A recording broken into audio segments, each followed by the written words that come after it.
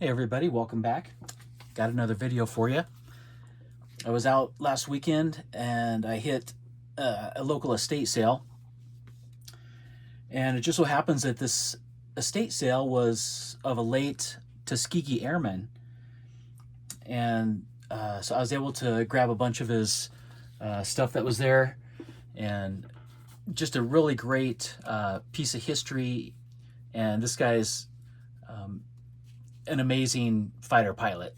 So what I got here is, this gentleman's name is James Randall, and he was born in 1926 and he passed away in 2019. And I guess they just had his estate sale. So, but anyways, he was a member of the Tuskegee Airmen. Now he came in. He wasn't part of the Tuskegee during World War II. It was right after, and in 1945 is when he joined the Army Air Corps and was assigned to the Tuskegee Army Airfield, where he then trained and got his pilot's certificate and everything. So he spent 36 years in the Air Force. He was a career fighter pilot, logging over 7,300 hours in numerous different aircraft, including the F-105 Thunder Chief, which is this plane right there. In 1950, he was commissioned as an officer, and then after that, he went on to different jobs. He was a flight instructor for the P-51 Mustang. He was assigned to the 12th Fighter Bomb Squadron. There he ended up flying 75 missions in the P-51 into Korea, doing combat bombings. And then after Korea, he ended up going over to Vietnam, and there he added 44 combat missions to his record before he got shot down over North Vietnam in this F-105 Thunder Chief. And he ended up, he got shot down over North Korea and lost. There's a whole story on this. You guys can Google it. He's on the internet, and just tons of information on this guy. This is just a brief overview, but when he got shot down, he bailed out, and when he landed in the jungle, he ditched all his gear, went and hid in the trees, and he watched the North Vietnamese come and gather up all his gear and take it away. He was soon thereafter rescued and brought back for debriefing and recovery. He was wounded when he ejected and came down. But that whole story, there's a whole nother story involved with it, where he later on in life he got his helmet back from that mission where he got shot down. Long story short, there was a guy in Lincoln, Nebraska that worked overseas in Vietnam doing construction. Got to know some of the locals. One of them was a Montagnard.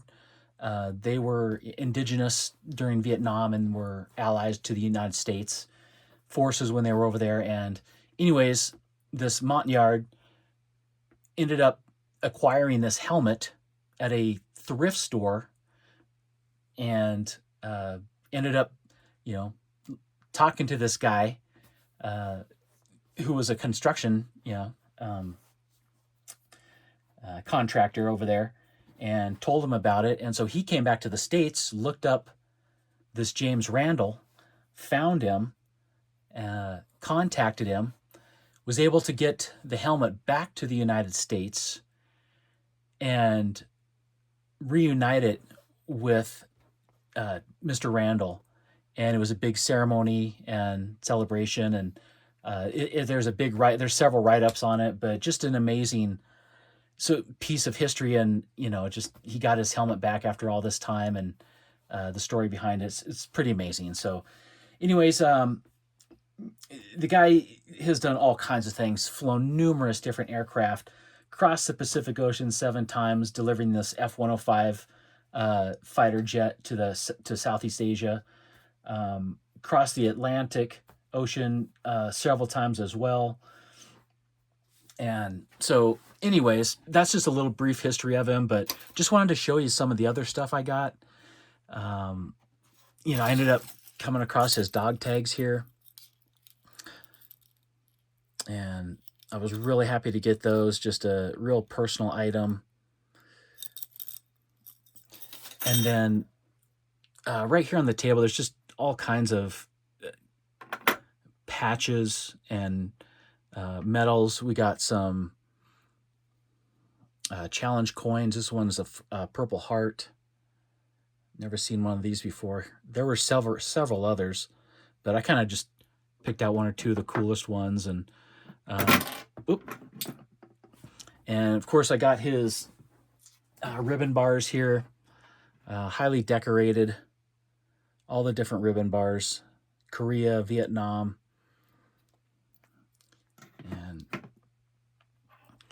and several other patches you can see. This one is pretty cool.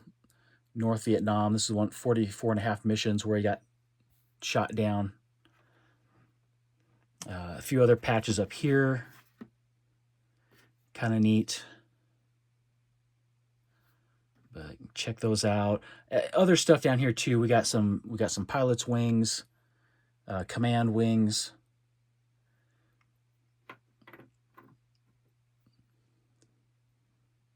Real nice wings here. Some of this stuff is great here. So I've never seen anything like this. This is a little F-14 Tomcat. And the wings come out. I mean, that is just great. They're tight, like tie clips. So that'd go on a tie. Oh man, I thought those were great. Here's another one. F-14 Tomcat. Little tie clip. I mean, that is just super cool. I've never seen anything like it. So I had to grab some of those. This one is great. Again, F-14 Tomcat, there you go. Better light with the wings coming out. Got the swept wing configuration on a little, this one's sterling silver. And then just other planes too, the P-51, Red Tail, the Tuskegee Airmen flew. Several other pins here. Very cool, just vintage little pins that they would have worn on their lapels and stuff. But U.S. Air Force, this one's the F-105 Thunder Chief. That's the actual plane that he got shot down in. And then this stuff was in here. This is great. This is a bullet. So I can only assume, I don't know, there's no fact that this is something that he recovered probably from one of his aircraft that was shot at. He flew so many missions, I can't imagine he was obviously shot at. And so this could have been something that he pulled out of his aircraft. And then this, of course, this is definitely something, this is shrapnel here, some type of flak that I'm guessing he probably recovered from his aircraft. I'm guessing, I'm speculating, but given the history of this guy and all the service and missions that he flew, I would not be surprised at all. So, very cool. So that was a bunch of that. This was a neat kind of mug that has an inscription on it to Colonel James Randall for a job well done. Udorn, Thailand. Again, he would fly these missions over to Thailand, Southeast Asia. The guy was all over the place. Many different Air Force bases across the United States, overseas, different parts of the world. Like I said, he's had an amazing career. This plaque was there, so I picked that up. That was really neat.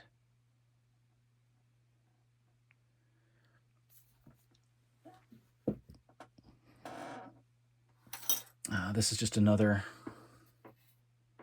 something he would have worn like at a reunion.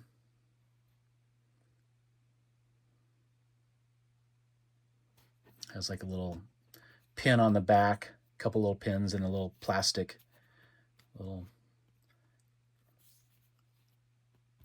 thing to hold his name tag and patch, but thought that was really neat. Let's see what else. The airplane here is really cool. If I can get her. It's got this big base on it, F-105 Thunder Chief. Nice metal base. The plane itself is not metal. It is plastic, but it's just really great. It's vintage, and it can be positioned, however you'd like it there. And then if you take a look at this one, this photograph here, you can see where he was awarded this plane. I think this might have been one of the first times he flew the F-105, but you can see the same award or little model, but that's kind of neat. Then this back here, this is really cool.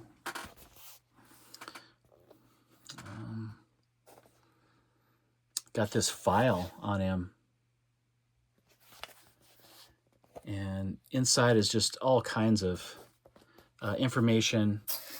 I'm going to set it down over here and kind of take my camera over here and flip through it for you guys.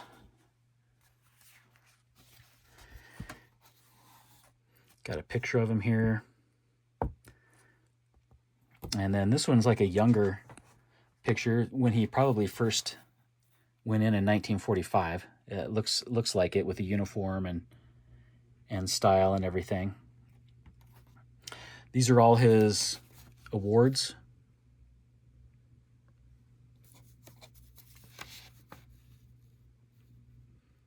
Yeah, so you can pause it if you want to take a look at those. Other little photos that they had.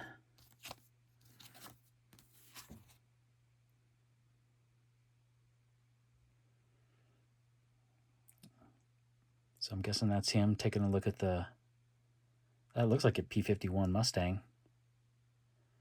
Like I said, he was an instructor, so he had all kinds of tasks and jobs, and this is a picture of him here in front of that helmet that was recovered. It says there where it was lost, when it was lost, and then when it was returned. Got his helmet back.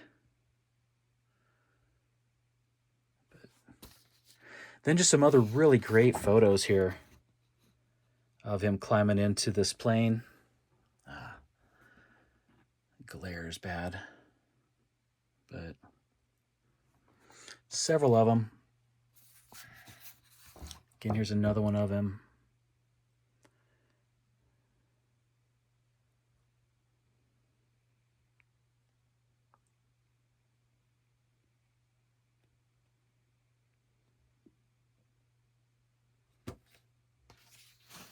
And sitting inside the cockpit. I think this is kind of the same photo. And then there's all kinds of combat mission data sheets. These are pretty cool. They have, some of the names of the pilots, their call signs, a bunch of information on it, dates, missions.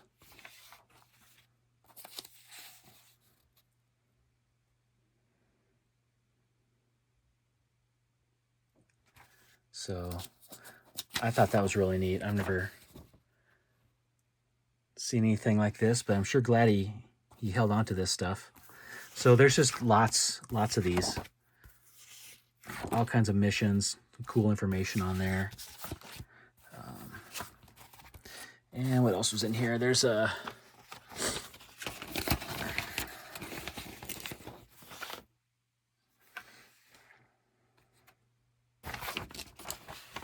he's right there. Newspaper article on him. Testing the world's most advanced fighter bomber. 1968 is the date on that. Another picture of him here.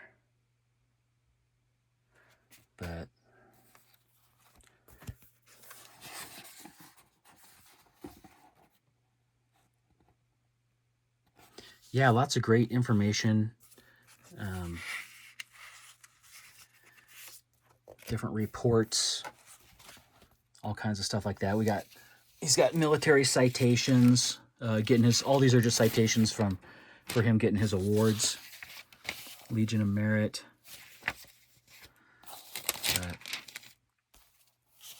And these are like performance reports. So it sounds like he was just an outstanding guy and officer. Very professional and accomplished. So it was really cool to find this. I was really surprised coming across all this stuff. So I got a really nice photo here, framed photo of him climbing into the F-105 Thunder Chief. But just a great shot. What a cool picture. True Top Gun. But all right, that's all I got. Just wanted to show you guys my latest find here, my latest haul. My Air Force estate sale finds. So, all right, thanks for watching. Got more videos on the way. So keep an eye out and keep collecting.